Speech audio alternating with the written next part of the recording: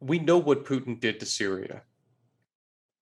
We know in Syria that Russia was using precision-guided munitions to attack bread lines and hospitals in Syria.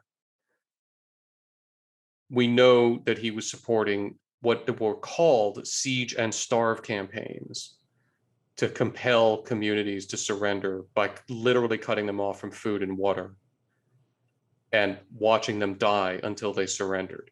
These are things that Russia did in Syria, and it's very well documented.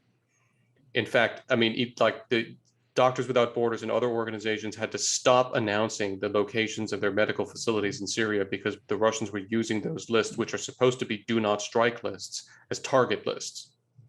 They did that in Syria. If they start doing that in Ukraine, and I'm very worried about the fact that the Russians are bringing weapons toward Kharkiv of the sort that one uses to exterminate city blocks in short order. I'm hoping that that's not what they're going to do with those weapons if they do anything with them. The West is going to have to ask itself, if the Russians go that route in Ukraine, are we actually just going to stand by and watch? I'm not going to offer you an answer. Putin has said that it is an act of aggression to help the Ukrainians defend themselves, which is not true. But he has asserted that, and he has threatened to attack the countries that are helping the Ukrainians. Might he attack Poland? Yes, he might.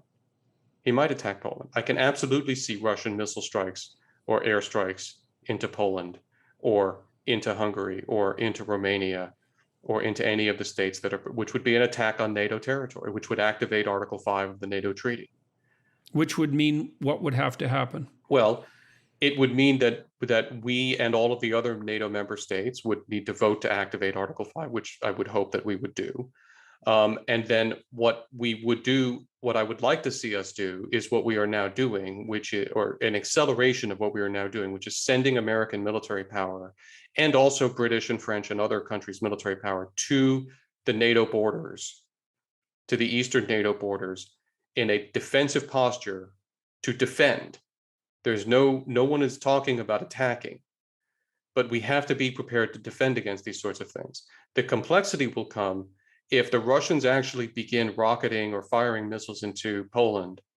The defense against that is counter battery fire, and at a certain point, you do start to have to shoot back at Russian missile the line launchers. between defense and offense is quite blurry. Well, it's not in a legal sense. This is, legally that would not be an offensive action. The Russians would have engaged in an act of war against Poland, and Poland and NATO Poland would then have a right under international law to defend itself, and NATO would have a right under Article 5 and collective security agreements to come to Poland's defense in that regard.